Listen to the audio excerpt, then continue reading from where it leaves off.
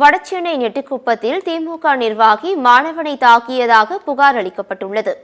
காணும் பொங்கலன்று வடசென்னை நெட்டிக்குப்பத்தில் குடிபோதையில் சிலர் சாலையில் தகராறில் ஈடுபட்டதாக கூறப்படுகிறது.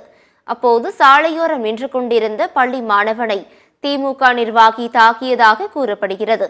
இதில் காயமடைந்த மாணவன் ஸ்டான்லி அரசு மருத்துவமனையில் அனுமதிக்கப்பட்டுள்ள நிலையில் இது தொடர்பாக காவல்துறையில் புகார் அளிக்கப்பட்டுள்ளது. ஆனால் போலீசார் எந்த நடவடிக்கையும் எடுக்காத நிலையில் புகாரை வாபஸ் பெற கோரி திமுக நிர்வாகி மருத்துவமனைக்கு சென்று மிரட்டல் விடுத்துள்ளார். இது தொடர்பான காட்சிகள் தற்போது வெளியாகியுள்ளது.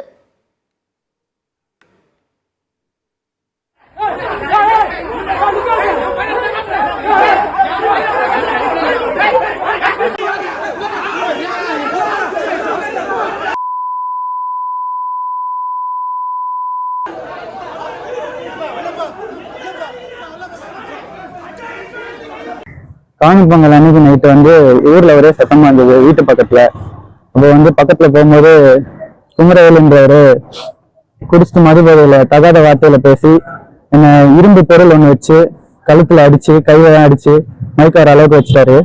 எங்க அப்பா ஃப்ரெண்ட்ஸுக்கு தெரிஞ்சு என்னை கூப்பிட்டு ஹாஸ்பிட்டல்ல சேர்த்தாங்க. இங்க சேர்த்து வச்சிருக்கும் போது அங்கேயும் கொலை மிரட்டல் விட்டுறாரு.